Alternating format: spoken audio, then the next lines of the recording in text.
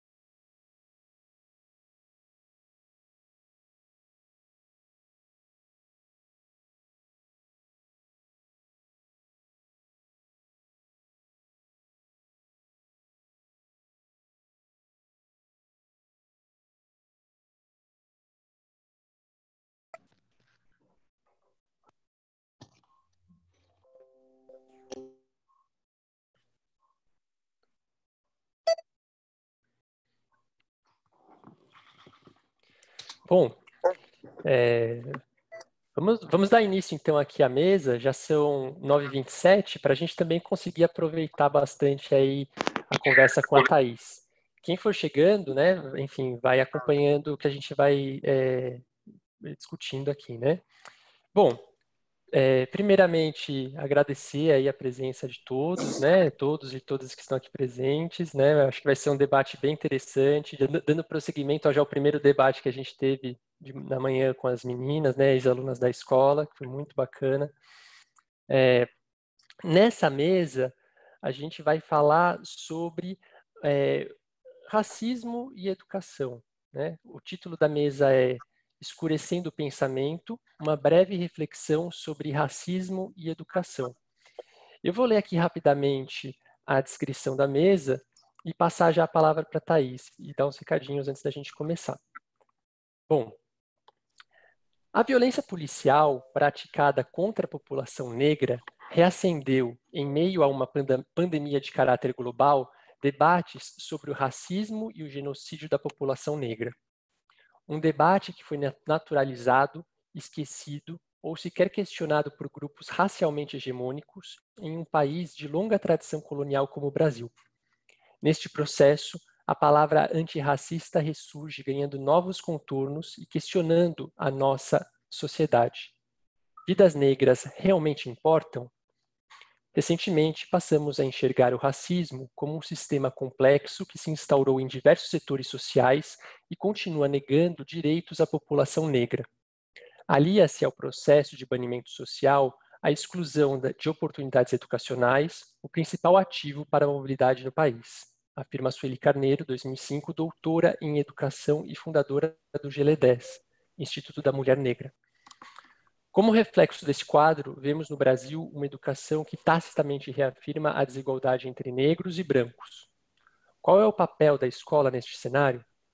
Como a escola pode romper com esse círculo vicioso do racismo que privilegia um grupo e estigmatiza outro? Como a educação formal pode se aliar à luta antirracista para que privilégios sejam convertidos em igualdade de oportunidades?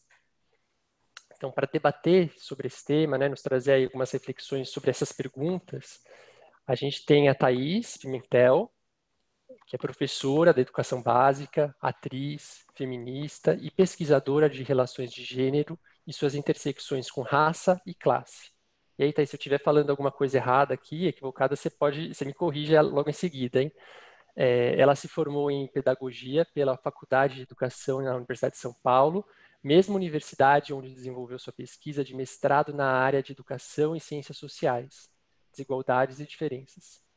Atualmente, a Thaís trabalha como professora do Ensino Fundamental 1 da Escola da Vila. Bom, vamos então passar aqui a palavra para a Thaís. Antes, só um recadinho, pessoal. A gente já tem aqui mais de 50 pessoas na sala. Eu vou pedir para que vocês utilizem aí com consciência aqui o espaço de comunicação, o chat. É um espaço indicado aí para a gente colocar nossas dúvidas, questões, comentários, observações sobre o que a Thaís está trazendo para a gente. É importante que vocês utilizem ele, mas utilizem para isso, tá bom? Evitar outros tipos de uso, porque isso prejudica o nosso debate. Bom, Thaís, então, eu já falei demais, eu vou passar a palavra para você. Muito obrigado mais uma vez aí por dedicar uma parte do seu tempo para conversar sobre esse tema tão importante com a gente. E a palavra é sua. Bom dia a todas, todes, todos. Bom dia para todo mundo. Eu queria agradecer o convite da Luísa. Vocês estão me ouvindo bem? Então, né? Ok. O convite da Luísa para estar aqui hoje, né? Para ocupar esse espaço dentro de uma sade preta, dentro de uma escola embranquecida. Então, assim, eu gostaria de começar falando um pouco de mim. É sempre muito engraçado ou muito estranho ouvir as pessoas falando sobre você, né? O Pedro leu essa bio e é engraçado você ouvir quem é você através da voz de uma outra pessoa. Mas, enfim, eu queria falar algumas coisas sobre mim que não estão, né, nessa descrição. Bom, eu sou professora do 3º ano aqui da Escola da Vila, do Ensino Fundamental. E o meu processo de descoberta enquanto mulher negra, ele veio na vida adulta. Eu sempre costumo dizer que, apesar do espelho sempre me mostrar isso, eu demorei para descobrir que eu era uma mulher negra. Então, eu tenho uma família que é negra retinta, por parte de pai, e eu tenho uma família por parte de mãe que vem do Amazonas, mas apesar da minha família por parte de mãe inteira ser negra, eu sempre tive essa dificuldade de reconhecer que a minha mãe era negra, até porque ela, enfim, ela está num processo de descoberta ainda sobre as relações étnico-raciais, nesse processo de autodefinição, e ela é uma mulher negra de pele clara. E eu tenho um irmão que é branco.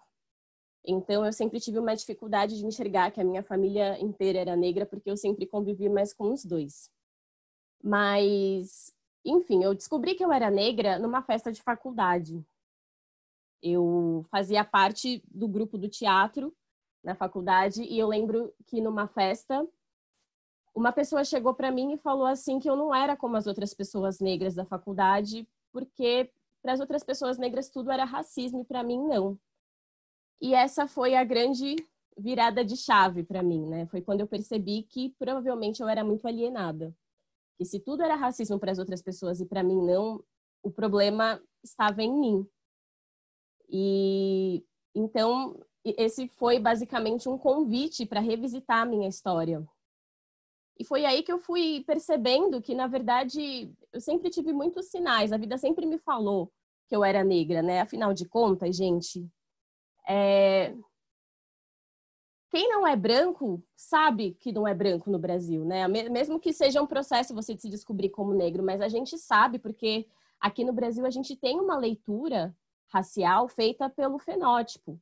Então, são os seus traços negroides que vão definir se você é negro ou não. E quem não pertence a esse grupo olha para você e te define, sabe que você não pertence ao grupo dos brancos, que você não pertence à branquitude. Então, revisitando a minha história, eu lembro de situações desde a infância que me deixavam, assim, perplexas, mas que eu não sabia nomear, né? Então, eu lembro de situações, por exemplo, quando eu era criança na escola, de uma professora falando que o mundo acabaria no dia em que o Papa fosse negro. Eu lembro de brincadeiras em que eu nunca podia... Uma brincadeira que eu não sei se todo mundo conhece, porque, enfim, eu acho que não tem mais esse programa na televisão atualmente. Os Power Rangers, né? Eu sempre queria ser a Power Ranger rosa, eu nunca podia, porque, enfim, né? Esse já era um espaço ocupado por outras meninas. Eu lembro, ainda bem pequena, de uma brincadeira em que eu não pude brincar porque eu era marrom. E eu acho, gente, que a gente vai falar sobre racismo hoje. O racismo é uma coisa assim que está na nuance, é um sistema complexo, e ele vai se manifestando de muitas maneiras na vida das pessoas negras, não só das pessoas negras, né, das brancas também. Mas, então, olhando para a minha experiência, eu sei que ela vai de encontro com muitas pessoas negras, mas que ela também é diferente em muitos aspectos, né? Em relação, por exemplo, a relacionamentos afetivos, eu sabia que se eu gostasse de uma pessoa e eu tivesse uma amiga que também gostasse, não era para mim. A gente vai passando por algumas coisas, entre elas, e isso conversando com outras mulheres negras, eu consigo perceber esse lugar onde as experiências se encontram. Existe uma experiência de solidão afetiva muito forte, né? E que ela se manifesta em relações diversas, né? Não só relacionamentos afetivos amorosos, mas amizades, de muitas formas. Então, a partir do momento em que eu me descobri negra, eu parei de alisar o meu cabelo. Afinal de contas, meu cabelo quase caiu. De tanta química que eu usava no cabelo, eu quase fiquei careca. E aí eu assumi o meu cabelo. E esse foi um processo, né, de descoberta que não tem volta. Foi aí que eu comecei a estudar, reconhecer também meus privilégios enquanto pessoa negra e me aliar de fato, né, e me aliar de fato a uma luta antirracista, que é também uma coisa que eu queria trazer para reflexão.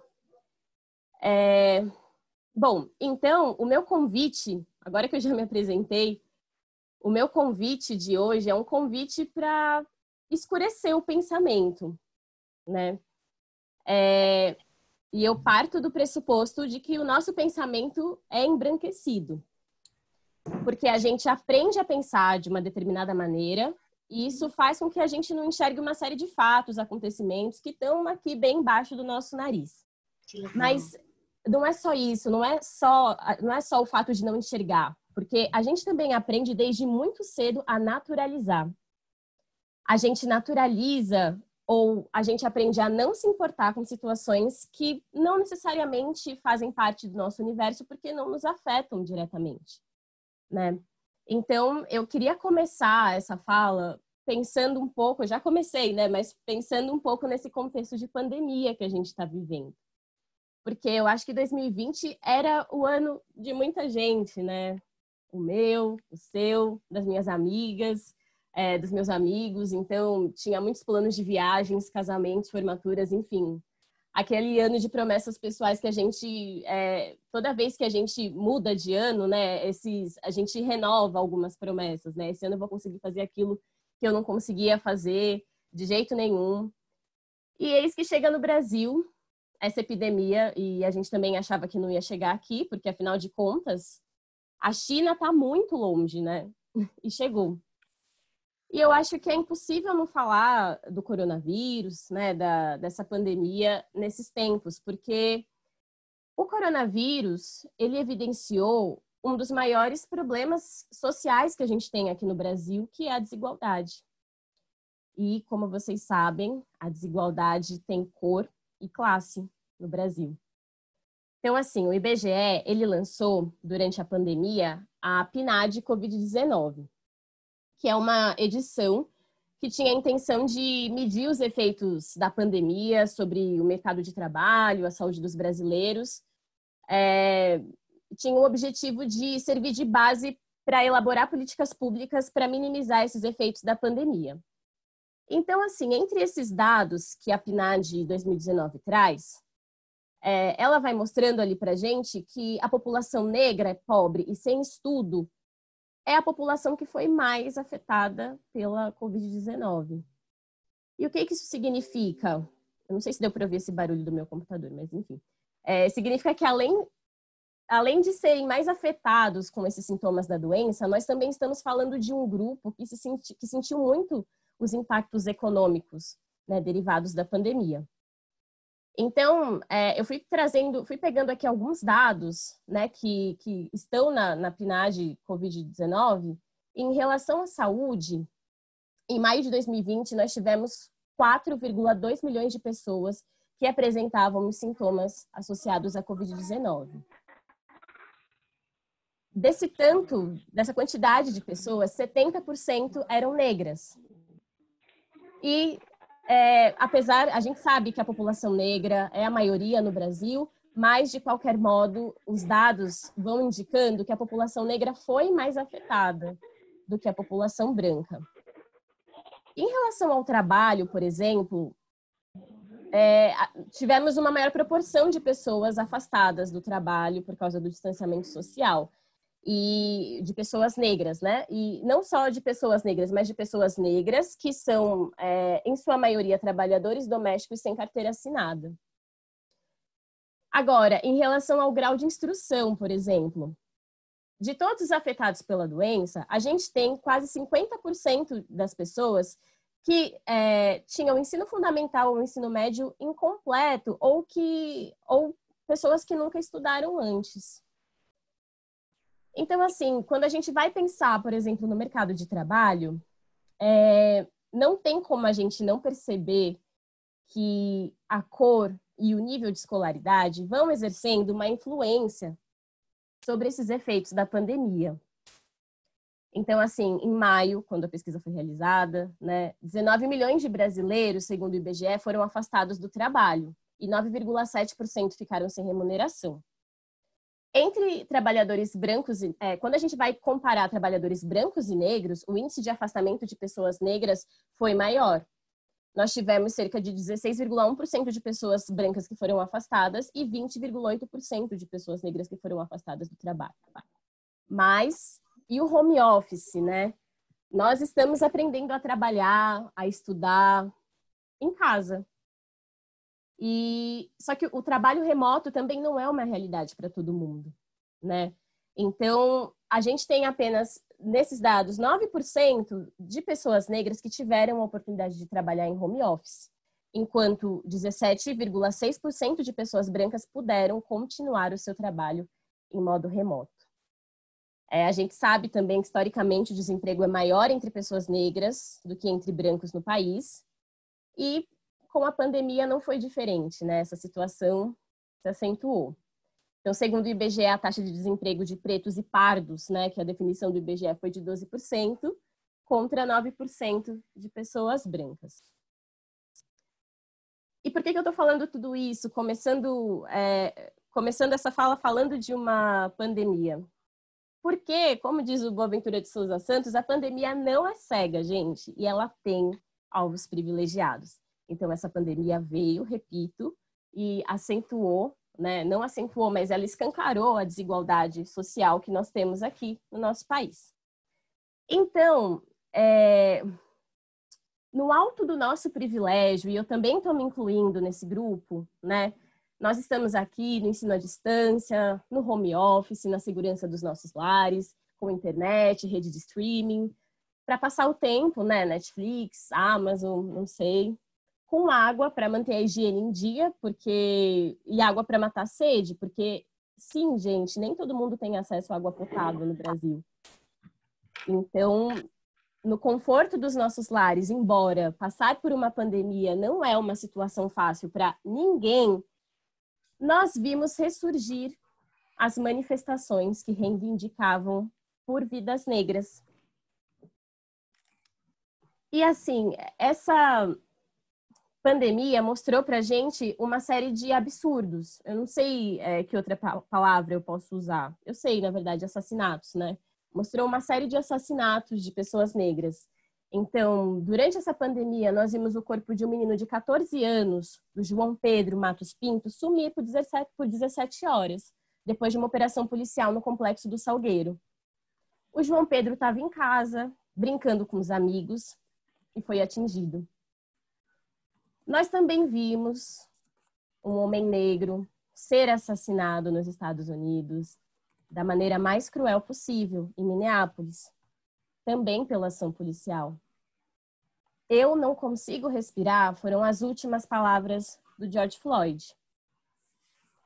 Nessa pandemia, nós também vimos uma criança de 5 anos, o Miguel Otávio, morrer por abandono.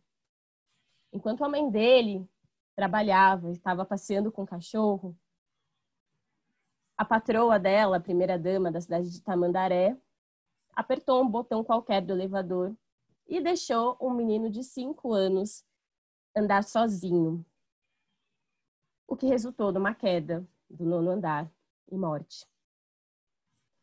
Então, durante essa pandemia, nós vimos ressurgir esses debates sobre o racismo e violência policial. Nós vimos debates surgindo com pessoas negras participando, coberturas midiáticas sobre essas manifestações. Nós começamos a entrar em contato com referências de intelectuais negras e negros da atualidade, entrevistas, muitas lives, movimentações nas redes sociais. Então, no Instagram, por exemplo, a hashtag Black Tuesday bombou, né? Que era uma hashtag, um movimento que foi idealizado para aumentar a visibilidade, as iniciativas do movimento negro, né? Para promover uma reflexão nesse momento de perda de vidas negras. Eu não tenho como não lembrar de uma imagem que viralizou na internet. A Globo News fez uma edição do jornal com um debate onde a pauta era racismo. E foram convidados só jornalistas brancos para discutir racismo. E essa imagem viralizou na internet, né? Mas depois que viralizou, a Globo News fez um programa falando sobre racismo, convidando jornalistas negras para debater sobre essas questões. Então, a minha leitura é que, junto com esse movimento midiático de olhar para as vidas negras, a palavra antirracista ressurgiu. E esse termo não é novo, gente.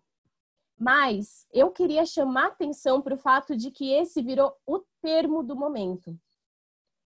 Nós passamos a nos declarar antirracistas, o que significa, teoricamente, pessoas ou instituições conscientes dos seus privilégios e que atuam na construção de uma sociedade mais justa.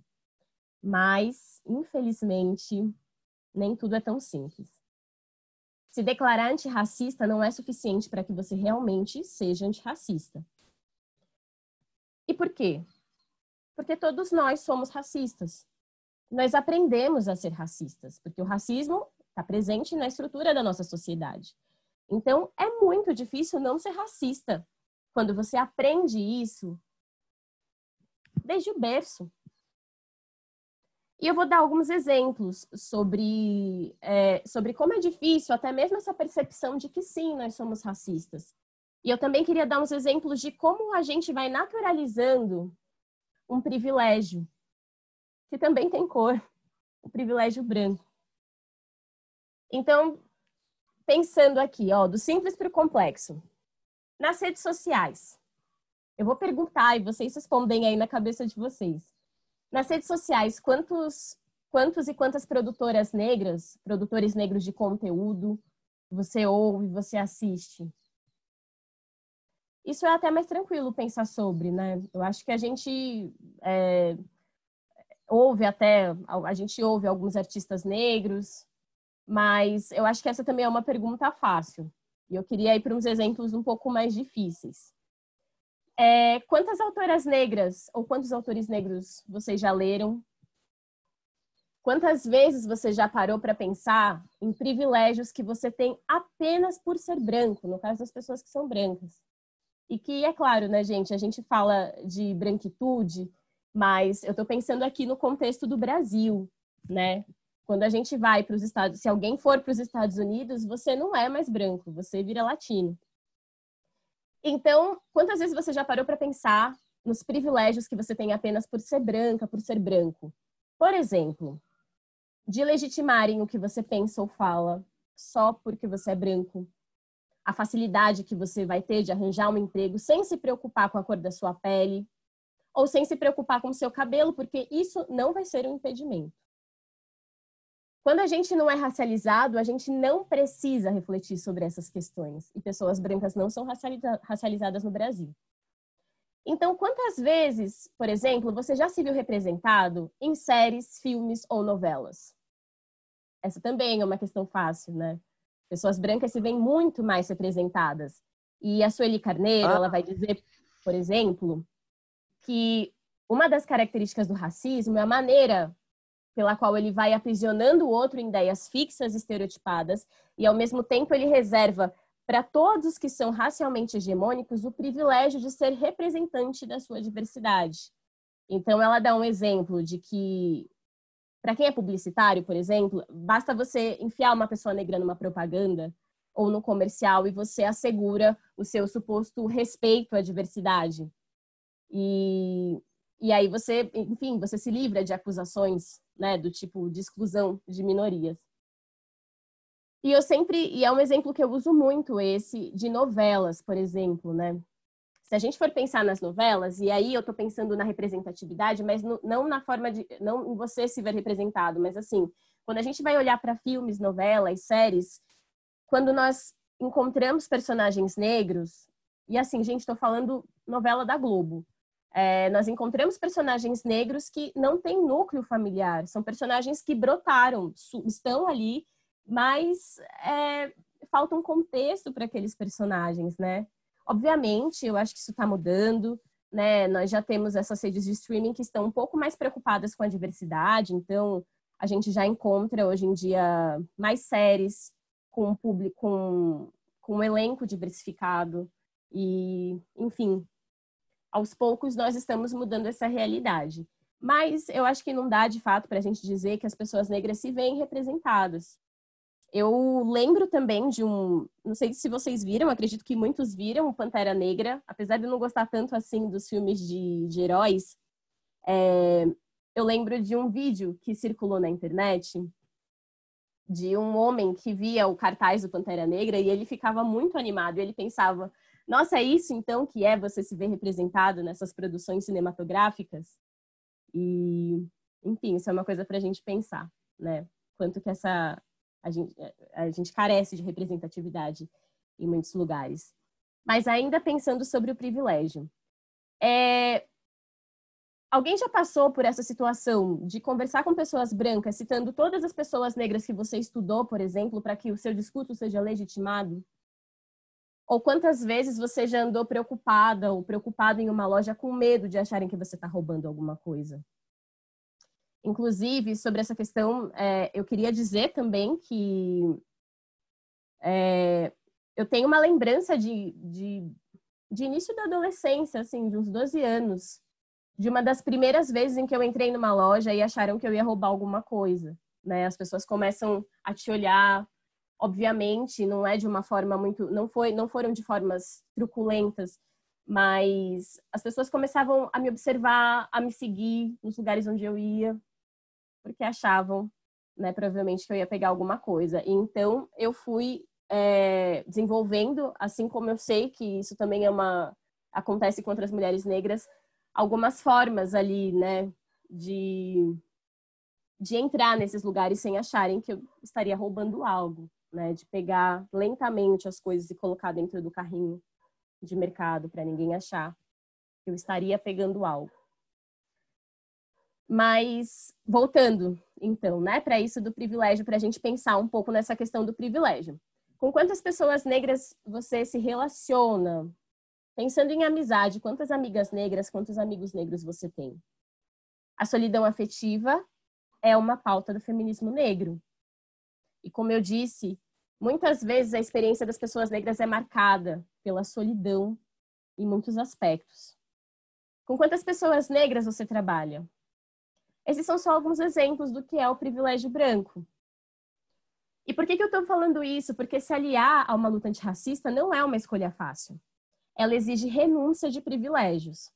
É assumir uma postura vigilante e de desconstrução, porque o racismo é um sistema complexo, gente, que nega direitos à população negra e que tem muitas nuances. E como diz a Djamila Ribeiro, né, que é uma filósofa que está em alta, a gente precisa, para entrar nessa luta, não basta só se dizer antirracista, a gente precisa de uma série de atitudes, de ações em muitos âmbitos, no individual, no coletivo. A gente precisa cobrar do Estado. Mas o que eu quero ressaltar é que ser antirracista é um processo de educação. A gente passa por um processo educacional para poder se afirmar antirracista. Dentro do movimento negro existe um termo que é chamado de letramento racial. E essa perspectiva que eu vou usar agora é uma perspectiva da Neide de Almeida, que é uma socióloga, mestre em linguística e coordenadora do Núcleo de Educação do Museu Afro. Esse conceito de letramento racial, ele remete à racialização das relações, né, e o estabelecimento arbitrário de direitos para brancos e não brancos. Então, esse é o conceito que ele está ligado, de certa forma, à necessidade dessa desconstrução de formas de agir e pensar que são naturalizadas. Ou seja, enquanto a gente não admitir que a nossa sociedade é orientada pela lógica do privilégio branco e é organizada a partir de uma perspectiva eurocêntrica, nós estaremos, sim, alimentando uma falsa ideia de igualdade. E é falsa, essa ideia de igualdade é falsa porque o racismo torna essa ideia de igualdade insustentável. Entender o que é o racismo e como isso afeta em tantas esferas, não só a população negra, mas também a população branca, é um processo. E embora essas últimas mortes, né, esses últimos assassinatos tenham reacendido esses debates e tenham trazido à tona essa pergunta se vidas negras realmente importam, esse é um debate, gente, que não foi esquecido por quem é negro.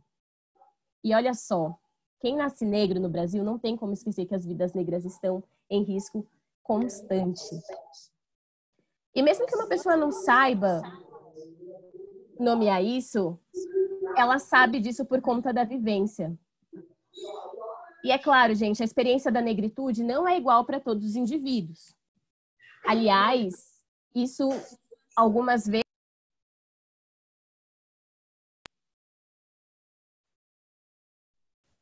Ai, gente, desculpa, eu achei que o meu microfone tivesse desligado de repente.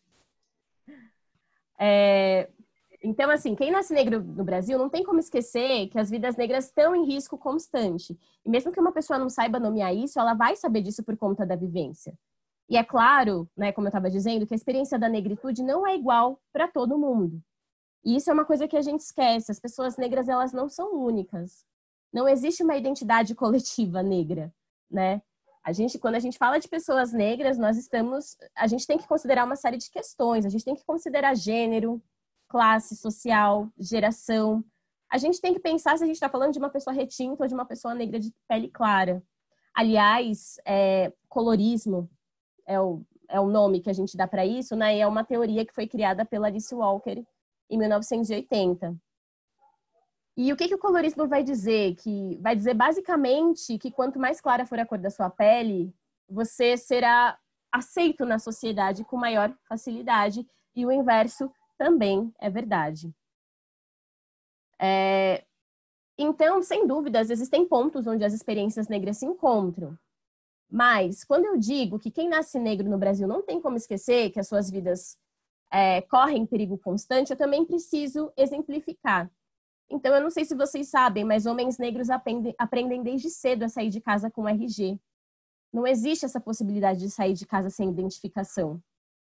Homens negros aprendem desde cedo a reagir à abordagem policial. E tem muitas aprendizagens que também não são fáceis da gente identificar. como essa, por exemplo, que eu fui falando do mercado, de você, das pessoas acharem que você está roubando, que você quer pegar algo, né? Então, esses são alguns exemplos, né, do porquê que as pessoas negras não esquecem que as vidas estão em risco. Nós vimos muitos assassinatos na pandemia e nomes que vão se juntando à lista de vidas negras perdidas, né? E esse debate não foi reaceso dentro do movimento negro porque ele nunca parou de existir dentro do movimento negro.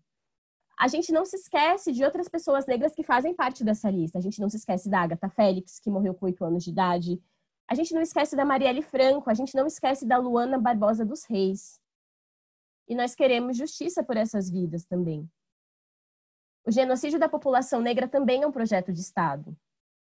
E sabe por que ainda em 2020 a gente precisa gritar nas ruas que as vidas negras importam? Porque nós, negros, estamos ligados nisso, mas aparentemente o Estado e alguns grupos privilegiados não. E não sou eu que estou dizendo isso, gente. Vocês sabiam que a cada 23 minutos um jovem negro é assassinado no Brasil?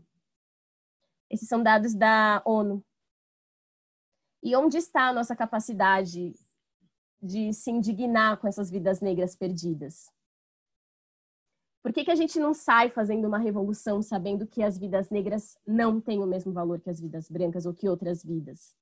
Por que a gente não sai exigindo das instituições, exigindo políticas públicas? Por que a gente não cobra quem está no poder? Por que a gente não cobra um posicionamento? Aliás, não é só cobrar um posicionamento, porque a omissão é um posicionamento. Mas por que a gente não cobra comprometimento com pautas levadas por grupos minoritários? Por que, gente? Porque a violência praticada contra as pessoas negras é naturalizada no Brasil. Então, para a gente se declarar antirracista e contribuir nessa luta de alguma forma, a gente precisa desse letramento racial, como eu disse anteriormente, né? O primeiro passo é admitir que nós somos racistas e entender como o racismo age e atinge a negros e brancos de maneiras diferentes. Então, para a gente entender sobre o racismo, a gente precisa voltar à história do nosso país. A gente precisa revisitar o nosso passado colonizado para entender as relações entre a escravidão colonial, o racismo e as suas consequências. Então, nós temos muitos resquícios coloniais que ainda estão aqui presentes de alguma forma, né? A começar pela ideia de raça, que não existia antes da América. Então, a colonização, ela vai gerando uma série de questões, como o apagamento das identidades, como essa relação de dominação entre colonizadores e colonizados. A colonização traz também um reducionismo, né? Porque foi a partir da colonização que a África passa a ser vista como um bloco chapado, como um país. A gente está falando de um continente, a gente trata a África como se fosse um país. Então, todos que chegaram aqui no Brasil escravizados, e sim, gente, eu vou usar a palavra escravizados, porque não dá para a gente usar mais escravos, a palavra escravos, porque escravo remete a uma condição natural e ninguém é escravo porque quer. Então, aqui uma coisa que eu acho é que a gente tem que parar de usar essa palavra dessa forma. Ai, os escravos. Não, nós estamos falando de pessoas que foram escravizadas. E essas pessoas perderam a identidade. Então, a gente tinha pessoas trazidas de muitos lugares. A gente tinha os congos, os zulus, os axantes, e todo mundo foi reduzido à categoria de negro, né? Apagamento. Fora essa ideia de inferiorização, né? De quem já estava aqui, ou quem foi chegando, foi inferiorizado de uma certa maneira, né? Os povos indígenas e os povos escravizados, eles foram ganhando um rótulo de não humanos. E quem que era humano? O homem europeu, né? E nesse caso, a própria localização geográfica dele já significava uma superioridade. Então, ele era o único modelo possível de ser humano civilizado. Então, quem não se adequasse a esse padrão do homem branco, europeu, civilizado, dotado de saberes e razão, perdia o status de humano. E isso faz o quê? Isso reforça a desumanização de um grupo através da diferença colonial, que que coloca uns no lugar de superioridade e outros no lugar de inferioridade. Então, essa linha dos estudos decoloniais vão dizer que essa ideia de raça, como eu falei, ela era desconhecida antes da América. Mas essa diferença racial ela foi naturalizada e foi também justificada biologicamente como um aparato de hierarquização e fazendo e contribuindo para essa lógica que posiciona uns numa condição inferior e outros numa condição de superioridade. Só que quando a gente define esse sujeito universal, a gente acaba também estipulando quem são os outros não sujeitos, né? E aqui eu não posso deixar de citar as mulheres, né? As mulheres, a gente tem muitos outros grupos também que entraram nessa mesma lógica. E quem entra nessa lógica cabe esse papel bestial, né? Essa cultura que é desvalorizada. São pessoas que são consideradas inferiores nas produções e conhecimentos. E isso, consequentemente, em algum momento acaba produzindo quem são os sujeitos de direito e quem são as pessoas a quais os direitos são negados. Então, pensando agora na escravidão colonial em si, né, eu acho que a gente tem esse pensamento, essa ideia de que alguns seres humanos são mais ou menos que os outros, ela perdurou durante a escravidão colonial e provavelmente ela ainda existe no nosso imaginário, né? E essa é uma ideia perigosa que leva à naturalização da desigualdade de direitos. Mas no Brasil, o racismo se desenvolveu de uma maneira muito particular, porque ele nunca foi legitimado pelo Estado. Mas mesmo assim ele estava presente nas práticas e nos discursos sociais. Então, ainda hoje, a gente fala muito em mito da democracia racial, ou seja, essa ideia de que não existe racismo no Brasil e de que todos nós somos iguais, temos os mesmos direitos, independente de raça ou etnia. Mas, gente, essa ideia foi também produzida por uma elite branca que tinha o intuito de evitar conflitos sociais. Então, tanto a ideia da democracia racial quanto a política de branqueamento que o Brasil passou por muito tempo, e o que justifica, inclusive, a vinda de tantos imigrantes para o Brasil, essas foram estratégias criadas para encobrir os processos de discriminação que a gente tinha aqui no Brasil. E a escravidão vai deixando para a gente, então, a escravidão colonial, uma série de heranças como o racismo. E o racismo é esse sistema complexo, ininteligível, que está presente em muitas esferas da sociedade que se manifesta de formas diferentes. O Silvio, que deu uns cursos aqui na Vila, ele vai definindo o racismo como uma forma sistemática de discriminação, que tem a raça como fundamento e que se manifesta por meio de práticas conscientes ou inconscientes que vão resultando nas desvantagens ou privilégios, a depender do grupo racial que você pertence. Então, gente, a gente já teve... O racismo se manifesta de muitas formas. A gente já teve o racismo científico, que vigorou na época da escravidão colonial, onde a ciência era usada para justificar as diferenças entre negros e brancos. A gente tem uma concepção individual do racismo, que eu acho muito mais difícil a gente encontrar hoje em dia, que, né, quando você dificilmente vê uma pessoa xingando outra pessoa negra de macaco, algum termo muito racista. A gente tem o racismo institucional também, quando as instituições atuam em uma dinâmica que vai conferindo privilégios ou desvantagens, também baseada nessa concepção da raça. E mesmo que isso aconteça de uma forma indireta ou não consciente. Enfim, as instituições, como o Estado e a escola, elas vão reproduzindo o racismo no funcionamento.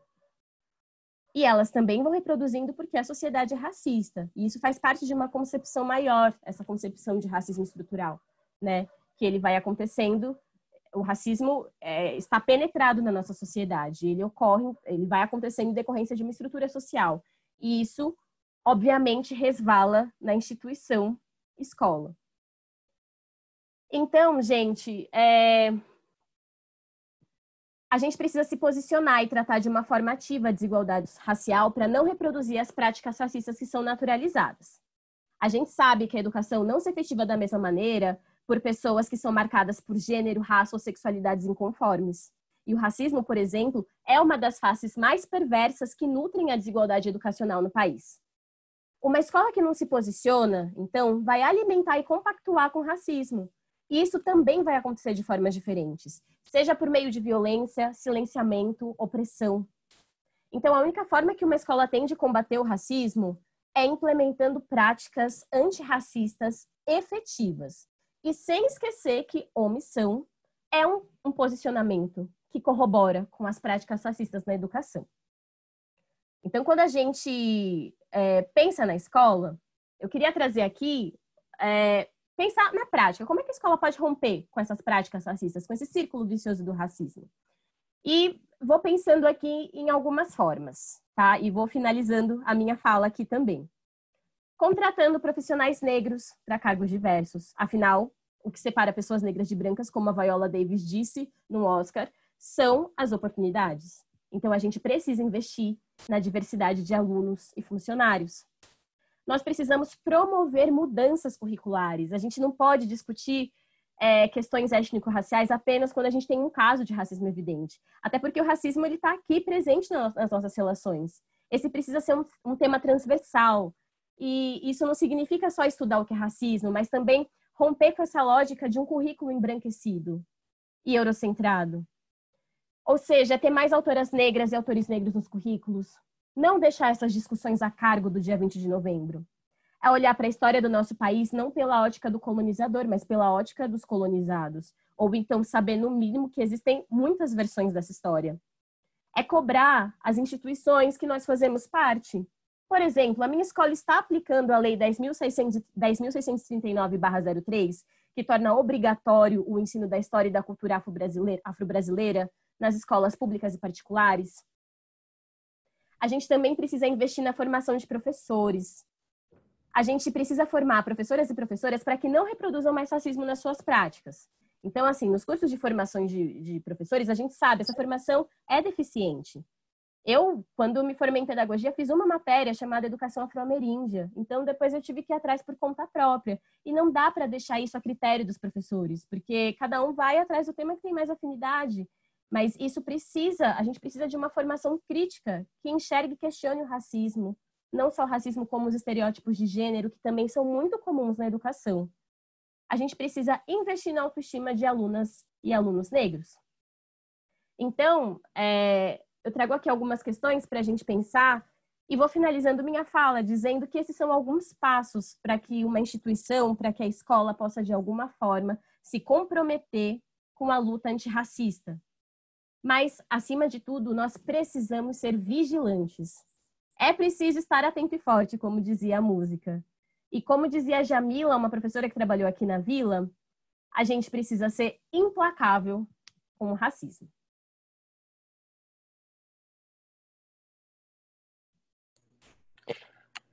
Muito obrigado, Thaís. É uma fala assim que nos convida a pensar sobre várias coisas diferentes, né? Todas elas relacionadas ao problema do racismo.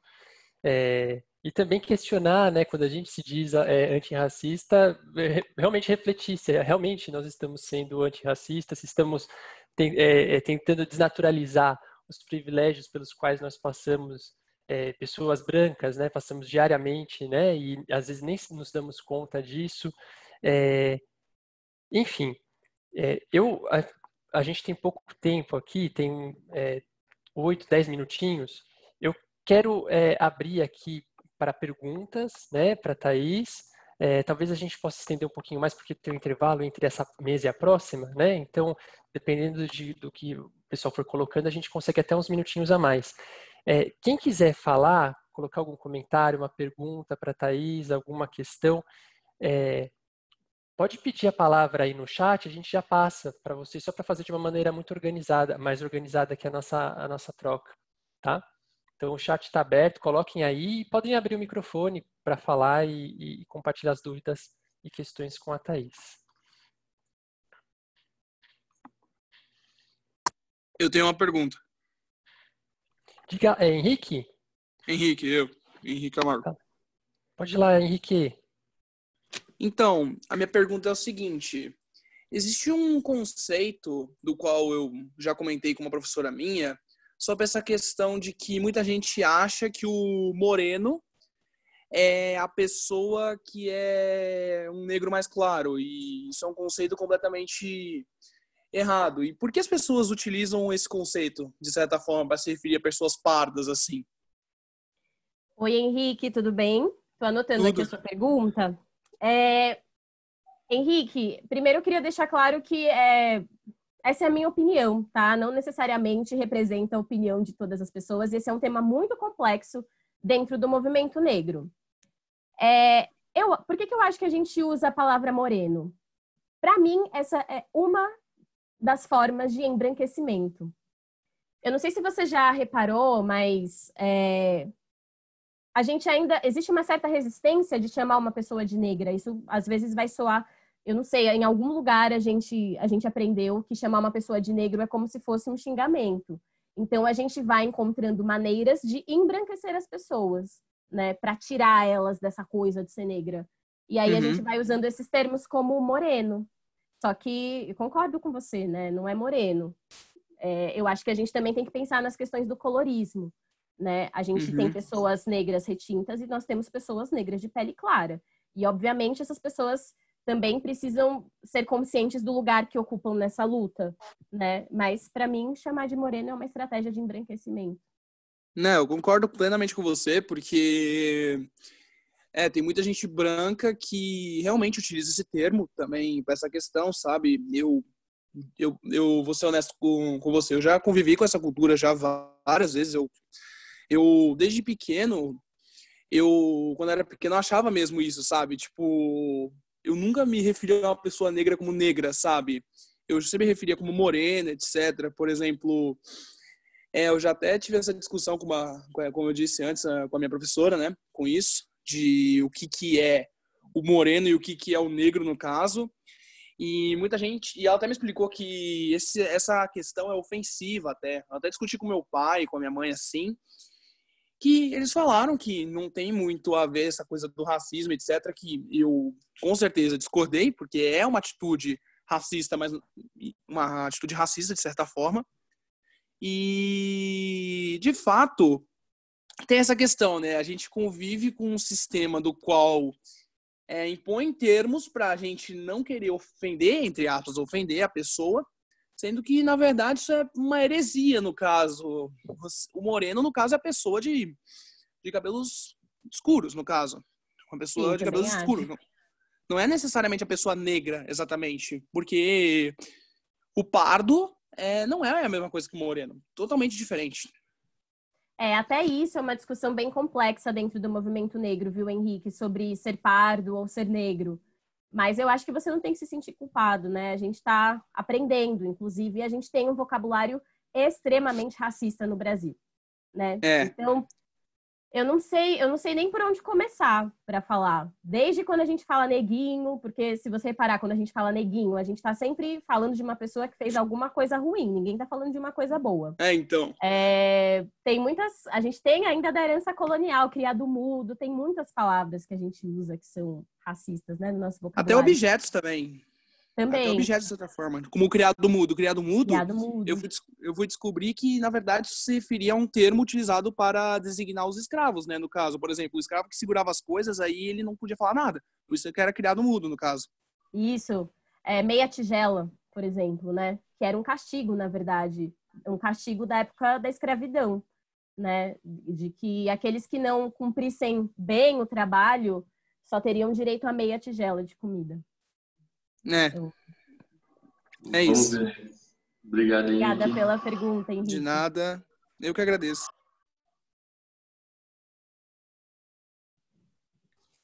Opa, eu tenho uma pergunta. Oi, Olá, Alex. Alex, Opa. só rapidinho, Então. só um instantinho, eu não falei para o Henrique, acabou passando. Se apresenta só rapidamente para a gente saber quem é você e aí você faz sua pergunta. Certo, meu nome é Alex, eu sou do 8º ano A do Butantã e a minha pergunta é que, tipo, eu jogo basquete e normalmente basquete é um esporte que jogam muitas pessoas negras e eu tenho muitos amigos que são negros e às vezes, tipo, eu falo assim, ô negão, tranquilo, assim, mas não é, tipo, ofensivo, entende? É meio que assim, carinhoso, mas às vezes tem gente que fala que é racista, tem gente que fala que não é. É ou não é assim? Henrique, eu acho que... Henrique, desculpa, Alex. Eu acho que depende do contexto, né? E, na verdade, eu acho que essa é uma pergunta que talvez você teria que fazer para a pessoa, para o seu amigo que você chama de negão, né? Porque a gente vai encontrando algumas formas carinhosas de chamar, de conversar com as pessoas. Eu já ouvi várias pessoas falando preta, ou até mesmo neguinha, mas eu acho que, enfim, isso vai muito de cada um. E eu acho que negão pode ser usado, como eu falei, a minha opinião, assim, é a minha perspectiva sobre isso que você perguntou. Eu acho que negão pode ser usado tanto de uma forma carinhosa, mas também pode ser usada de uma forma ofensiva. Então, realmente, não sei se eu consigo te ajudar muito. Acho que depende. Certo. Depende do que a pessoa acha, se é ofensivo ou não. Obrigado. Oi, eu sou o Matias, do primeiro ano B, da Escola da Vila. E só para completar isso aí que vocês estavam falando, eu acho também que depende muito de quem tá falando, né? Se é uma pessoa que muitas vezes ela tem atitudes muito racistas e não revê as suas ações. E também para quem ela tá falando, se é uma pessoa próxima, se não é uma pessoa próxima. Então, você não vai chegar numa situação que você não conhece a pessoa e chegar, e aí, negão, não sei o que lá. Depende muito da situação, como você disse. Não tem no dicionário uma norma para a gente usar essas palavras. A gente tem que avaliar de situação em situação, talvez. Ah, legal, Matias. Que bom te ver por aqui. Acho que eu concordo com você. Acho que depende da situação, depende da pessoa, depende de muita coisa. Legal, legal. Ah, legal, a Andrea falou, né? A gente não cumprimenta também os amigos falando, e aí, Brancão? Né? Acredito que não, pelo menos. Eu acho que inclusive, eu acho que esse é um bom parâmetro, né? Porque, como é difícil a gente enxergar essas questões, eu acho que a gente sempre pode tentar fazer esse exercício da comparação para dar uma dimensão ali de realidade. O que eu falo só para pessoas negras que eu não falo para pessoas brancas, né? Para a gente tentar entender quais são essas nuances do racismo. Thaís, eu tenho uma pergunta. Eu sou o Gabriel do terceiro ano do Ensino Médio da Vila. E você citou aquela palestra que o Silvio Almeida deu para a Vila. E, tipo, uma das coisas que ele diz, assim, que eu achei muito interessante foi o papel também da religiosidade na construção de uma noção racista no Brasil.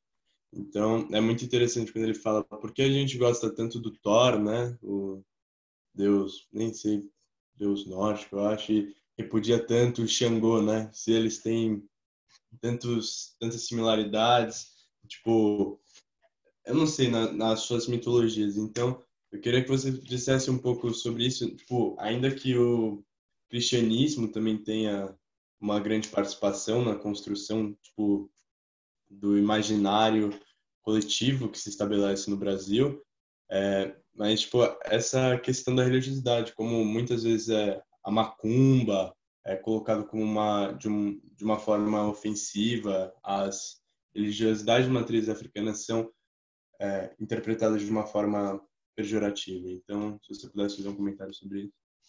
Oi, Gabriel, obrigada pela pergunta. Eu acho que tudo isso faz parte dessa cultura inferiorizada, né, que foi criada aqui no Brasil, com tudo que não era essa referência eurocentrada. Então, eu acho que a intolerância, esse papel da religiosidade, primeiro, eu acho que ele é muito importante, né? Eu acho que a gente precisa pensar em vários aspectos.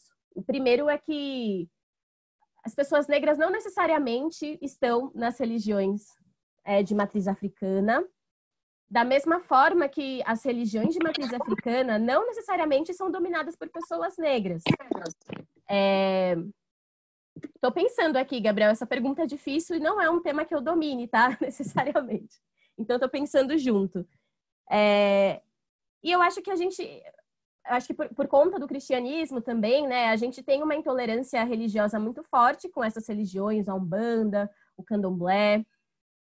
E eu não sei se você responder, Gabriel, agora me deu um tilt na cabeça, eu preciso pensar sobre isso. Mas assim, o que eu concordo, eu acho que é isso, a gente tem mesmo, a intolerância tá aí, a gente tá num país onde pais de santo, mães de santo são agredidas, os terreiros são destruídos, gente. E isso é uma coisa absurda, assim, é o cúmulo da violência. Nem sei se esse é o cúmulo, mas é uma face da violência que também é muito perversa, né? De você pensar que você não tem nem direito a viver a sua religiosidade da maneira que você quiser, porque você também pode ser alvo de intolerância, porque o racismo também pode atuar de alguma forma, né? Essa palavra macumbeiro, a gente, né? Eu não quero também ficar expondo, falando sobre a minha religião e tal, mas eu acho que é uma palavra que existe um movimento de ressignificar também. Quando a gente usa a palavra macumbeiro, a gente está falando do quê?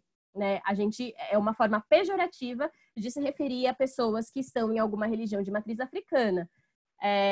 Mas eu acho que também existe dentro dos terreiros esse movimento de ressignificar. Quando você se auto-intitula macumbeiro, eu sou macumbeira, eu sou macumbeiro, né? Que é uma forma de olhar de uma forma positiva, né? De tentar colocar a sua religião ali,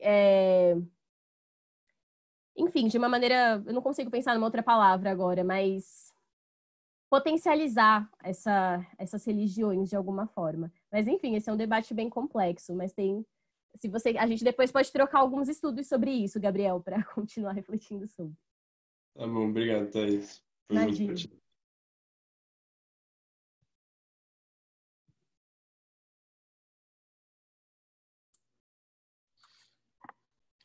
Mais alguma pergunta, pessoal? Queria só um agradecimento. Queria agradecer, sim, muita emoção ouvir